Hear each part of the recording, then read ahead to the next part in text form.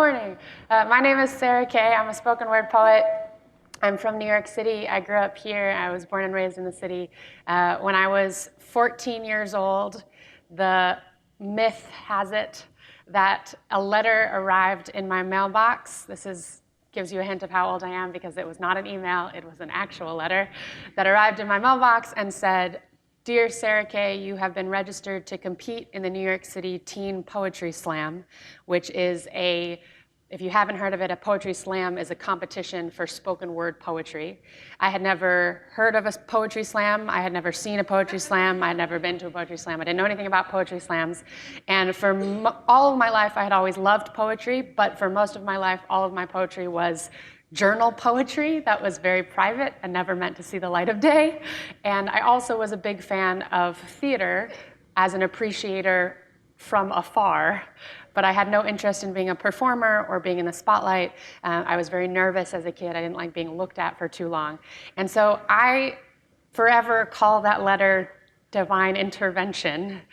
Nobody has ever owned up to being the person that signed me up for that event. You would think at this point someone might have, but they haven't.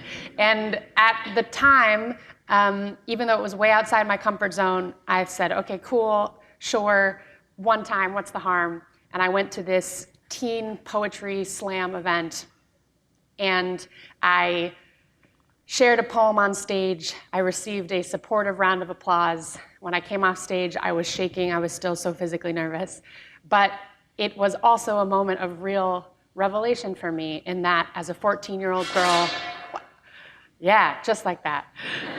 As a 14-year-old girl, it felt like I had been struck by lightning or lit on fire to feel that I had been listened to and seen in a way that I had never experienced before, absolutely caught my heart. And I fell in love with this art form, and I continued to do it. And throughout high school and then throughout college, I continued to write my small poems and share them. And at some point, I decided that this art form, because it had been so useful to me as a young person in forging my identity, I believed that it would be useful to other young people in forging their own identities and feeling powerful in their own voices.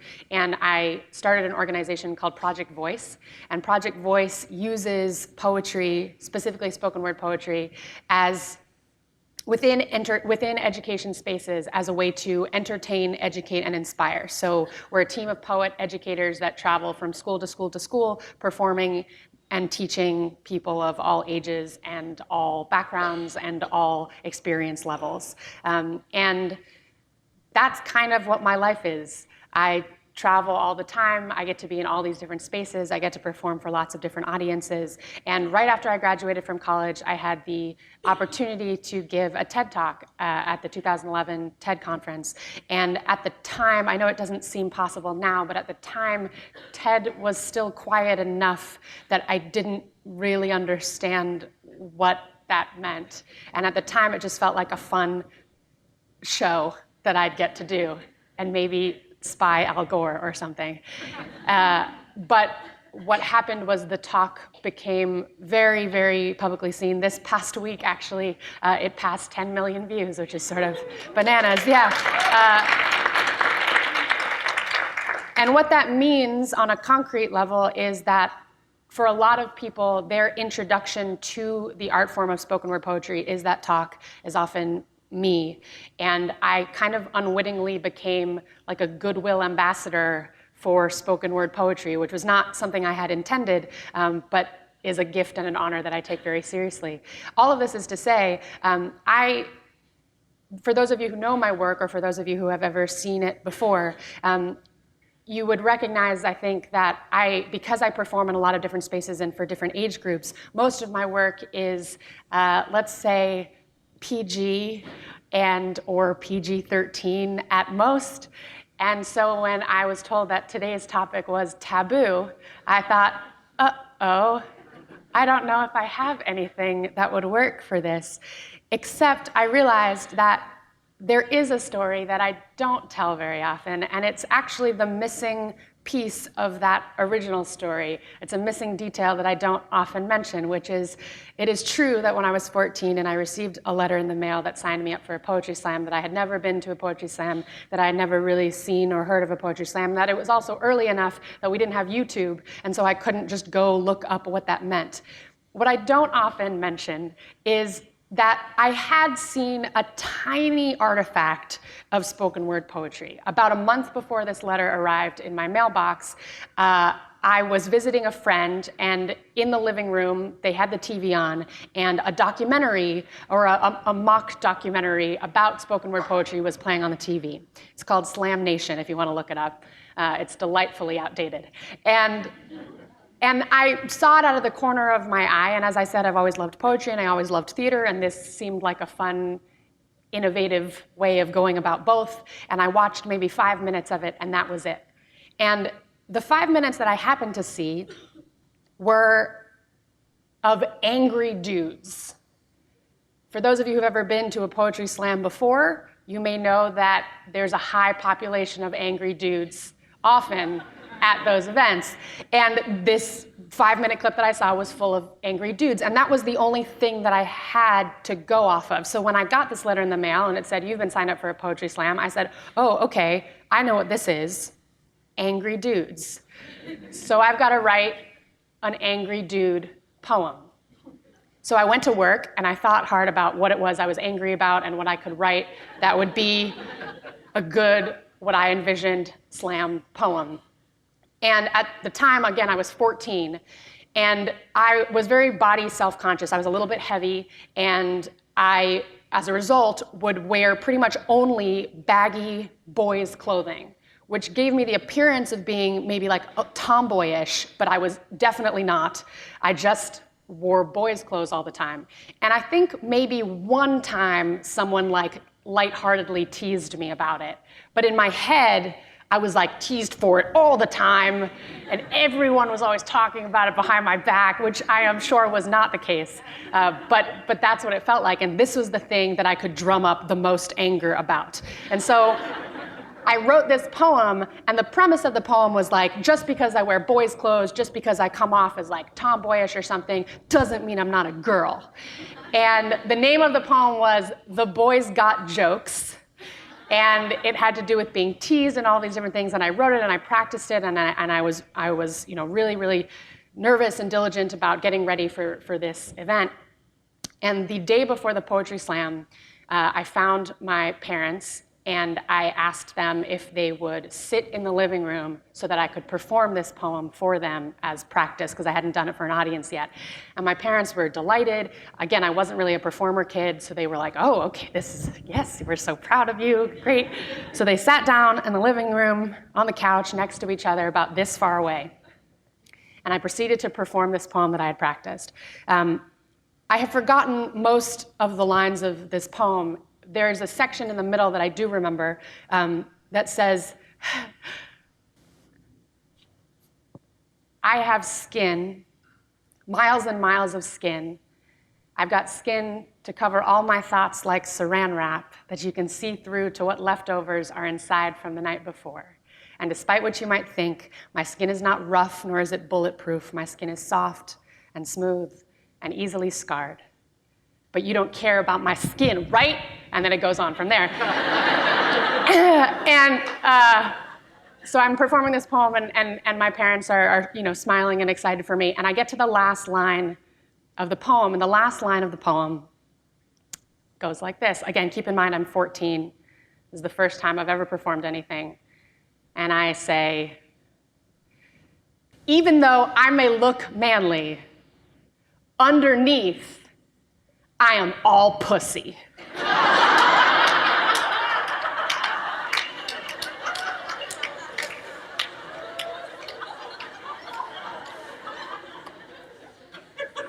So, my father sat in silence for 15 minutes with my mother clutching his knee and going, "That's great, Missy, we're so proud of you." And the next day, I went to the poetry slam. I performed that poem. I won my first poetry slam, and the rest is history. Thank you. So I don't tell that story very often.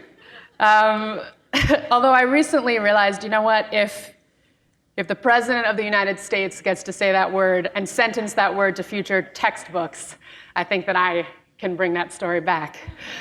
And my mother often refers to that poem as the first and last angry poem she ever wrote, which is not exactly true, but I understand the sentiment. Not long after that, that poem eventually was retired, not because I wasn't proud of it, but because I think at the time I understood words to be about shock and power and trying to use taboo to my advantage, and it wasn't very authentic to how I actually communicate and who I actually am as an artist or a person. And I grew into my more authentic creative voice, I think. And so that poem stayed buried for years, and I have forgotten about it for the most part. And over a decade went by. And last summer, there was a TV show being developed about teenagers. And one of the characters is a teenage girl who is very, very depressed. And at one point, she joins a poetry club at her school. And the poetry club is a place where she can find community, and she starts to feel comfortable, and she starts to experiment with writing poetry. And it's a big Hollywood production. And the director and writer were looking at the poems that they had in the script, and they decided they didn't like what they had. And the story that I've heard is that the director turned to his assistant and said, I need you to find me someone that can write poems from the perspective of a depressed teenage girl. And the assistant went, do I have the girl for you? That's how I like to imagine it anyway. So I got this delightful assignment, which was I had to write poetry from the perspective of this character, and I had to research the character and use details from the character's life and have it be from their perspective. And I felt like a poetry detective, which was really exciting. And I discovered that it was a lot harder than I thought it was going to be. It was hard, not so much to try to be in another character, because I've written persona poems before, but it was hard to be a teenager that felt like she was real instead of an adult commenting on being a teenager. And I didn't want that. And I was really struggling with it and writing it. And my godparents were visiting, and we had dinner together, and I explained the assignment and what I was going through. And they said, haha, you should just send them the Boys Got Jokes. And I had a good laugh and then went, hold on a second. And I went through old files and I dug up this poem, and I hadn't looked at it in 10 years. And certainly it was not in the shape to just send off to Hollywood. But there was a small section of the poem that felt amazingly accurate and felt incredibly true. And I thought, well, what do you know? This angsty 17-year-old girl that I buried far away is suddenly going to have another chance or another version of herself live out in the world somewhere. So I took this small section, and that was the kernel that the rest of the poem grew from, and I wrote new work and I sent it off to them. And I got a phone call from the director and said, this is perfect. How did you make her sound so real? And I said, I don't know. It's just a gift, I guess. But it was wonderful to be reminded that, you know, what you think of as being edgy, what you think of as being taboo can change pretty dramatically and pretty quickly, but also what feels true is often something that outlasts where it is in the moment, or rather it may be true again at another time, which I think is sort of a wonderful thing to remind myself of. And I think that it took me a long time to feel ready to give myself permission again to write angry poems. And I think something that I've been thinking about recently a lot is that all of a sudden I have a lot more reasons to be angry than I used to. And when I was a kid, I had to drum up that anger. And unfortunately, these days, I don't have to drum it up too deeply. It's pretty quickly there. But it's another matter of whether or not I feel like I'm allowed to write poems that are not PG or not PG-13, or allowed to write poems that tap into that anger and share them in a public space. And so I thought that the best way to tackle that was to leave you with one poem this morning, because I knew I wasn't going to get out of here without sharing at least one. And I don't know if it's necessarily specifically related to that poem as it used to be, but perhaps we can think of it as a sequel to The Boys Got Jokes. But it certainly is my newer attempt at finding language for anger, and also at allowing myself to explore what I once thought of as taboo, or what I once perhaps used as a weapon, and now I'm using with more thoughtfulness. So this poem is called Open Letter to Whoever Broke into My Rental Car and Stole My Vibrator. Perhaps I deserve this. After all, isn't my ownership of this magic wand an act of theft? Demanding something that isn't yours, that you have only coveted through computer screens and shop windows, the throbbing power you are not supposed to have. I too am guilty. I too have dreamed of owning what was not meant for me. I too have lusted after the high of a wide stance on a crowded subway, the buzz of a boardroom that will look me in the eyes. Who can be blamed for that desire? I'm sorry if you were misled. It was dark, raining. You must have thought those boxes were full of electronics or something of value instead of the poetry books that greeted you. How embarrassing. You left them all behind. I know because I counted. Left them drying in a friend's apartment, the ruined pages cracked and curling. You took my rain jacket. Smart. You took a pair of jeans, some underwear, my camera. This, at least, you can sell. And then I imagine your hand slid along the lining of the suitcase, came to curl around that coy cylinder. I am sure that even in the downpour, you knew what it was. I wonder if you took it without pausing, whether it was an afterthought or the crown jewel. Did it redeem the waste of the broken window, the stupid poetry books?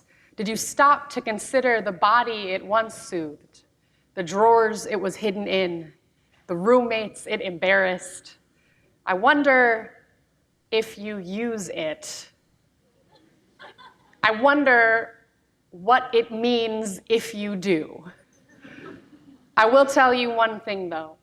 Sometimes when a man interrupts me, or his hands are thunderclaps that roll in unexpected, when the broken glass and soggy poetry of me is not enough to stop his engine, sometimes there is a rush of blood to my face, a tightening of muscles. Sometimes my head rushes and my hands fist.